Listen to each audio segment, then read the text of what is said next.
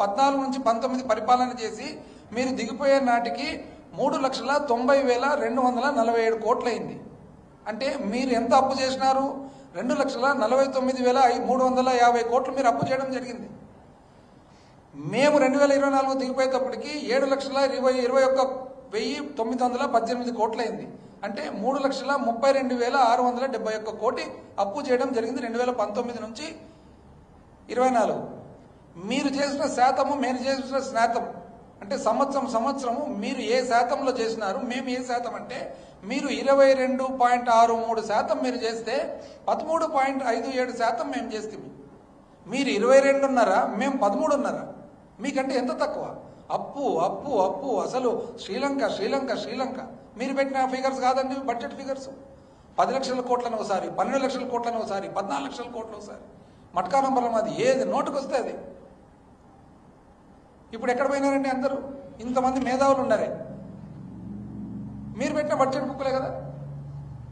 ఏమన్నంటే మేము సంపద సృష్టిస్తాం.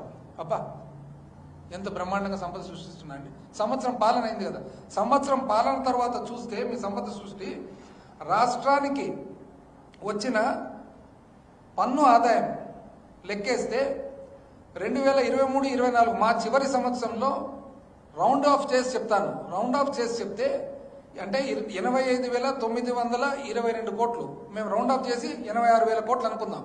86,000 కోట్లు మాకు సంపద వస్తే, మాకు ఆదాయం వస్తే మీకు ఎంత వచ్చిందండి? 89. అంటే ఎంత? 4%. అంటే మీరు పెరిగినది 4%. పన్నేతర ఆదాయం చూస్తే మీరు పెరిగినది -8.6%. ఎందుకు మైనస్ అంటే 2023-24లో మాకు 7,432 కోట్లు వస్తే మీకు ఓన్లీ 6,792 కోట్లే వచ్చింది. టోటల్ పన్ను ఆదాయం అంతా లెక్కేసుకుంటే మాకు 93,354 కోట్లు వస్తే మీకు 96,227 కోట్లు. అంటే ఒక సంవత్సరం మీద, మా చివరి సంవత్సరం మీద మీ చివరి సంవత్సరం కేవలం 3% పెరిగింది. కేవలం 3%. అప్పు ఎంత పెరిగిందండి? మా చివరి సంవత్సరం 62,720 కోట్లు అప్పు చేస్తే మీరు 81,597 కోట్లు చేసినారంటే 30% అప్పు పెంచినారు. మూలధన వ్యయం, క్యాపిటల్ ఎక్స్పెండిచర్ లేదు, మూలధన వ్యయం లేదని మీరు అన్నారు కదా. మీది లెక్కేస్తే మా చివరి సంవత్సరంలో 23,330 కోట్లు అయితే మీ ఫస్ట్ సంవత్సరంలో 19,170. అంటే మీరు -17 పాయింట్, అంటే -18% మైనస్లో ఉంటారు కదండి. అంటే మీరు రాష్ట్ర ఆదాయం వచ్చేసి 3% పెంచినారు మా చివరి సంవత్సరం మీద మీ చివరి సంవత్సరం. అదేవిధంగా అప్పు చూస్తే 30% పెంచినారు, మూలధన వ్యయం చూస్తే -18% పెంచినారు. ఇదే చూద్దామండి. మా చివరి సంవత్సరం అంతకు ముందు సంవత్సరం మీద లెక్కేస్తే 2022-23 పన్ను ఆదాయం వచ్చేసి 77,800 కోట్లు. అదేవిధంగా 23-24 లెక్కేస్తే 86,000 కోట్లు అందాజు. అంటే 10% మేము పెంచినాము. పన్నేతర ఆదాయము 5,400 కోట్లు 2022-23 అయితే 2023-24 వచ్చేసి 7,430 కోట్లు. అంటే 37% పెరిగింది మాకు. టోటల్ పూర్తిగా రాష్ట్రానికి వచ్చిన ఆదాయము 2022-23లో 83,200 కోట్లు అయితే 2023-24లో 93,354 కోట్లు. అంటే ఎంతండి? 12%. మీరు ఎంత పెంచినారు?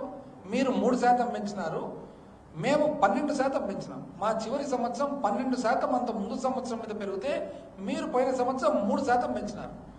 మా అప్పు ఎంతండి? 52,528 కోట్లు ఎప్పుడు 2022-23 అయితే 23-24 వచ్చేటప్పటికి 62,720 కోట్లు. అంటే 19% పెరిగింది. మాది 19% అప్పు పెరిగితే మీరు 30% అప్పు పెంచినారు. మాది ఆదాయం 12% పెరిగితే మీరు 3% పెంచినారు. మూలధన వ్యయమేమో 18% మైనస్ వచ్చింది. కానీ మీరు చెప్తారు ఇప్పటికి కూడా మీరు సంపద సృష్టిస్తారు అని. ఇంకా ఏం చెప్పాలండి? ఎక్కడ మేధావులంతా? ఏదన్నా ఫిగర్ ఏదైనా తప్పుంటే చెప్పండి. మేధావులందరూ కూడా రాష్ట్రంలో ఇంతమంది శ్రీలంక వెనిజులా కంబోడియా అని చెప్పిన వాళ్ళందరూ ఇవన్నీ మీ బడ్జెట్ బుక్లో నుంచే కదా మేమేమైనా సృష్టిస్తున్నాము తిన్నాను. చివరకు ఎక్కడ పోయినాయి డబ్బులు అని అసలు ఆశ్చర్యం ఉంది మాకు. ఇప్పుడు 2348 కోట్లు కేంద్రం ఇచ్చిందనమాట. ఇది ఎందుకు ఇచ్చింది? ఇది కేవలం మేము పోయి తెచ్చినందుకు.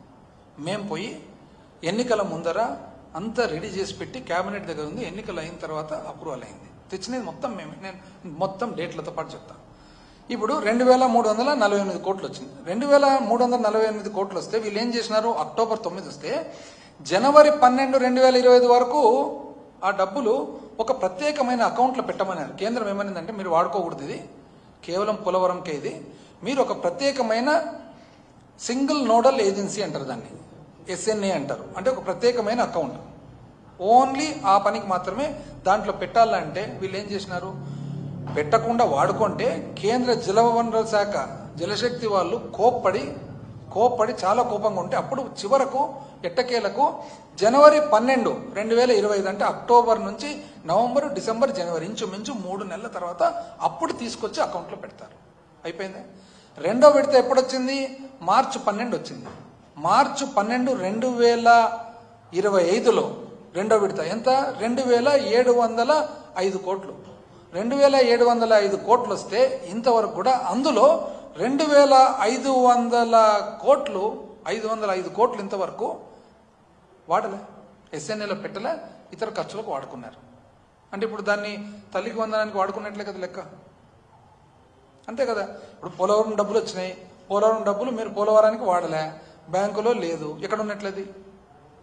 తల్లికి వందనానికే కదా. ఇంకా వేరే తల్లికి వందనానికి వాడినారు, లేకుంటే మీరు ఏమన్నా జీతాలకు వాడుకున్నారు, పెన్షన్లకు వాడుకున్నారు, వృద్ధాప్య పెన్షన్లకు వాడుకున్నారు.